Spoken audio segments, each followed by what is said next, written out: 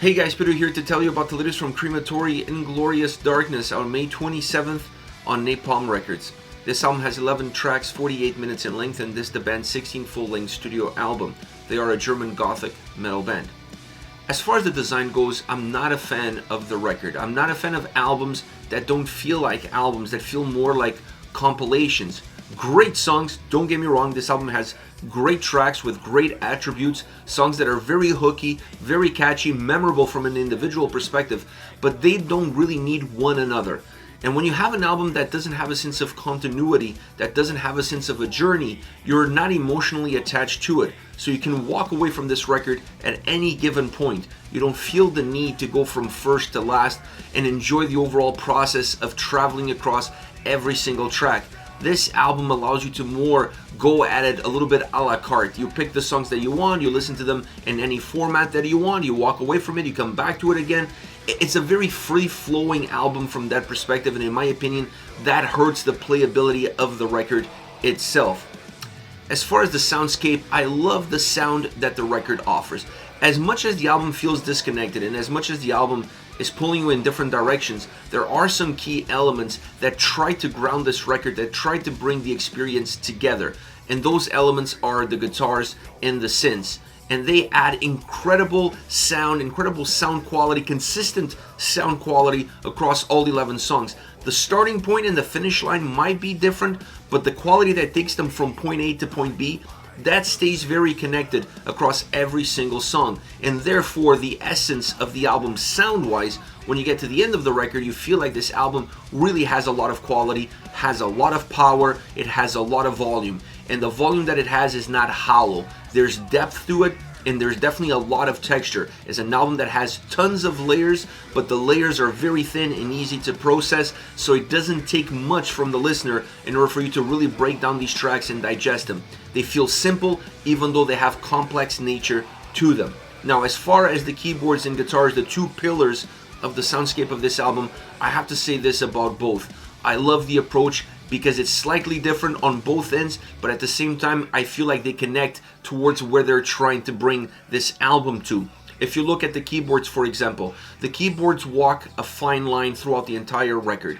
I don't feel like this is a synthesizer keyboard driven album, but the impact and the consistency that they have is undeniable. But it's almost like they're in between lines. They're not driving the sound, they're not driving the atmosphere, but they're a huge part of the sound and they're a huge part of the atmosphere. I just felt like they found the right place to be in order to have a positive impact on the album and not necessarily dilute the overall content sound-wise that the record could offer.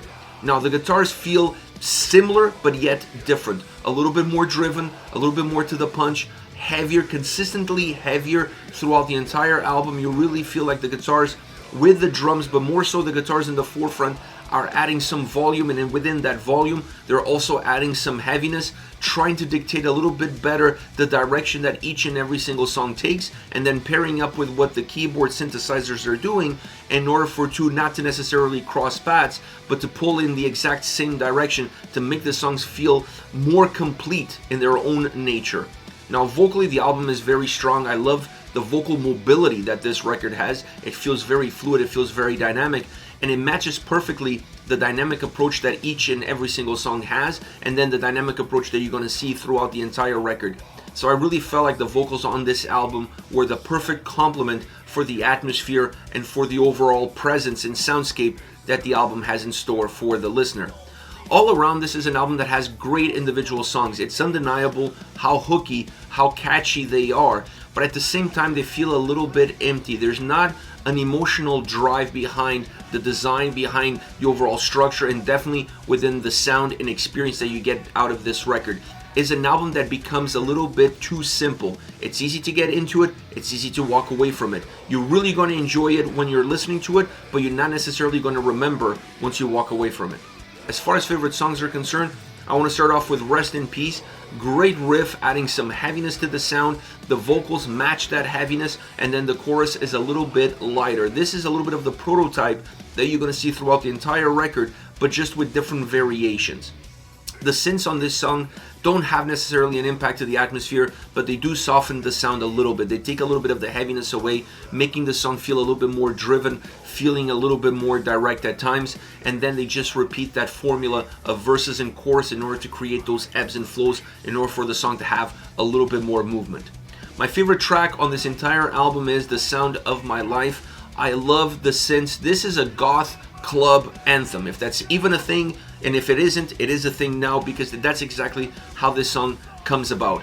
I want to dance, I want to rejoice, I want to enjoy myself, and at the same time I want to feel the darkness that is dripping through this entire track, in the sound, in the vocals, in the lyrics. I love the presence, I love how dominant the synthesizer, the keyboards are from beginning to end, how much impact they have in the darkness of the atmosphere and in the melody of the music. Really interesting approach. They completely dominate this track. They still allow the guitars and drums to come in and have an impact, but the overall impact is really done by keyboards and synthesizers in order for you to connect with their more club anthem vibe that the track has, and it allows the darkness that the song holds at times to feel a little bit lighter, but never really completely going away. That darkness is actually a very important element of how you're going to perceive the track from a lyrical perspective, from a musical perspective, and definitely from a vocal perspective.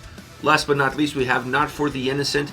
This song has a much thicker atmosphere, perhaps one of the tracks on this record that really has a very pronounced atmosphere from beginning all the way to the end. The vocals guide the listener. There is a great bass sound throughout the entire song. It pops in a little bit more in the calmer moments of the track, and then everything else comes together. It's a song that has a sense of pattern. It repeats its patterns, but even though it repeats its patterns, it keeps those patterns divided into the heavier side of the track and the more electronic side of the track. And then it's all about you navigating those two moments, those peaks and valleys, and really appreciating the emotional roller coaster, the introspective emotional roller coaster that this song offers. One of the few tracks on this record that I connected with more on an emotional side, that felt more connected from that perspective. The rest of the record feels a little bit diluted as far as an emotional perspective and an emotional drive is concerned. This is it. Crematory with Inglorious Darkness, out May 27th. Let me know your thoughts on the band, on the singles. Use the comment section below. I'll be reading those and getting back to you. Take care, guys.